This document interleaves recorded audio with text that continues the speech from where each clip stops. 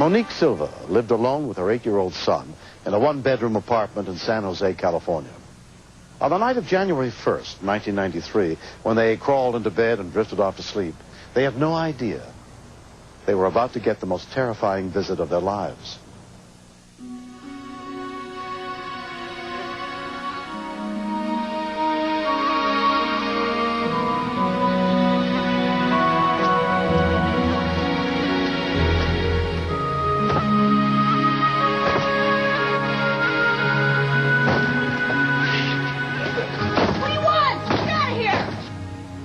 Apparently the woman was asleep, single mother, had her small child with her there. She had a revolver, but the revolver was inside a lockbox. And the key was in the other room. I got a gun!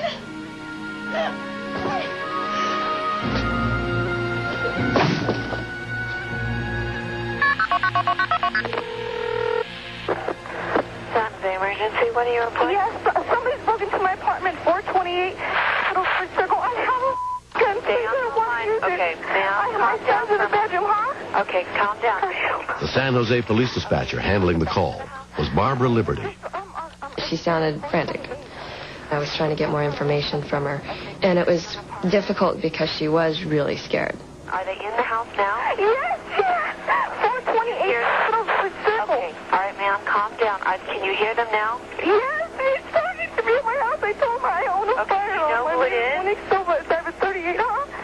Okay, do you know who it is? No, I don't know. Okay. I have no idea. Hold on. Units from around the area were immediately dispatched to the scene, including Officer Kevin Cassidy. You can get a little complacent about it. 'Cause, I mean, there's 50 times that they dispatch us to a call that's not really nothing calls, but going over calls. But when they updated it that the guy was now inside the house and had broken down the front door, you start thinking, well, this isn't going to be the ordinary call. He said his name is Buddy. Okay, but you don't know who he is? No, I have no idea.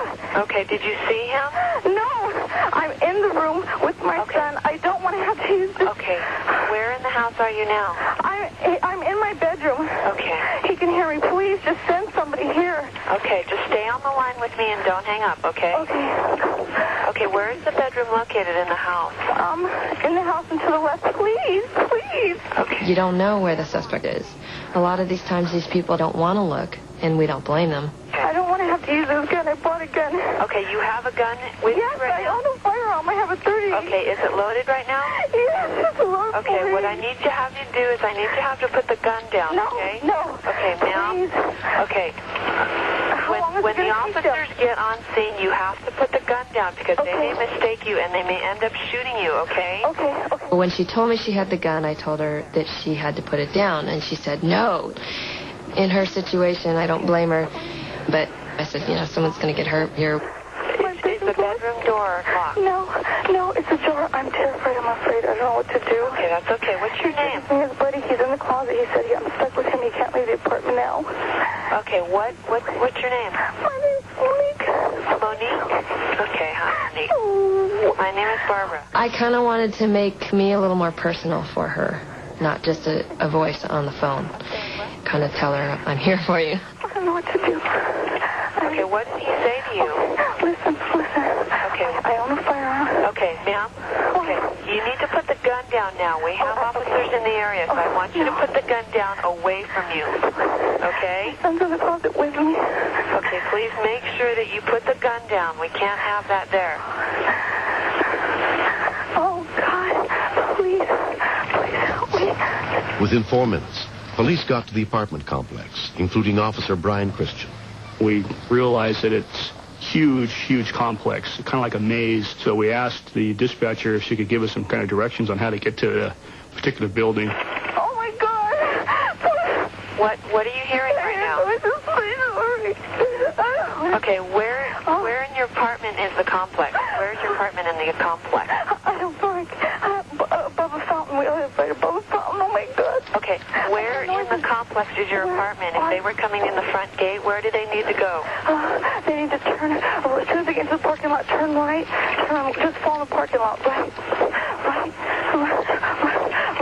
left. At the point when she starts describing the water fountain and then starts going right, left in a kind of babbling manner. My sense of urgency grows because I think she is really hysterical. You didn't hear him leave or anything, did you? No, I still hear noises like he's pounding around. I don't know. It's like he busted my door down. He did bust your door down? Yes, that's what it sounded like. I said, who is it? I said, my God, who is it? And he said, I don't know. He called to me, and I said, I own a firearm. And anyways, I said, you come in this room, I'll blow your hand off. I said, I swear to God, stay where you are. My son's in the closet with me. We're hiding him on the Okay, did you put the gun down?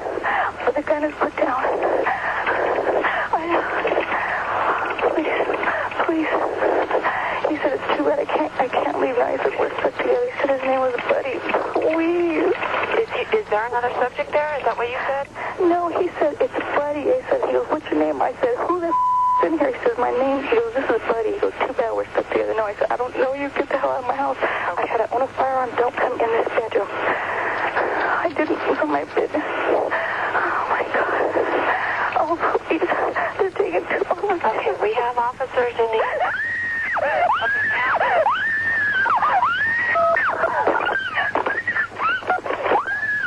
She started screaming, but I could also hear her son screaming. And then the phone, those touch tones. And that's when I realized, oh my God, you know, he's found her.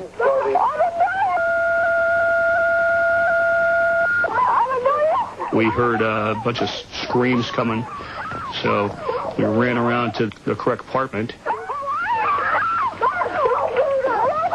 When I started hearing all the screams, just the adrenaline level goes shooting through the roof.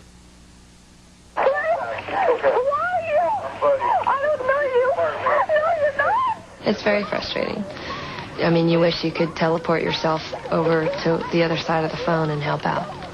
If I could have done that, I would have. No, you're not. Yes, I am. What are you doing here? Trying to solve your problem, that's all. I don't have a problem. Move in, please. I heard the whole conversation, and the thing that sent chills down my spine was when he said, I'm here to solve your problems. My first thought was, he's going to rape her. And then my second thought was, the gun's there, is he going to kill her too? Here's my arm. So get up. Hey, wait. There's a girl in him. Who the Leave me alone. Get out. Get out. Don't push. Okay. Yeah, on the way down. As they came running around the building, at this point I can hear someone screaming at the top of their lungs. The lady was running out of the condo. She was running a lot faster than I've ever seen anybody take stairs going down. He saw us and came to a screeching halt, told him to get his hands up, which he didn't do. It just didn't seem like he was really all together there with the rest of us. I said, he has Ruben. And I thought, how unfair. How dare you?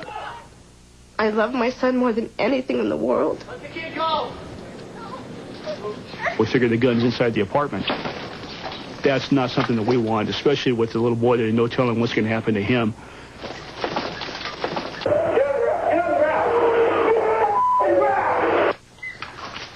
The first officer who got in the apartment took the child away from the suspect, and the rest of us were pretty much tackling the guy, taking him to the ground, and taking care of business up there.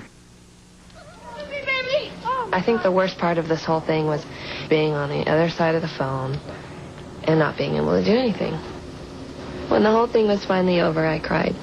I was very sad for her and her son, but I was so happy that they got there in time. After they apprehended him, they brought him down the stairs.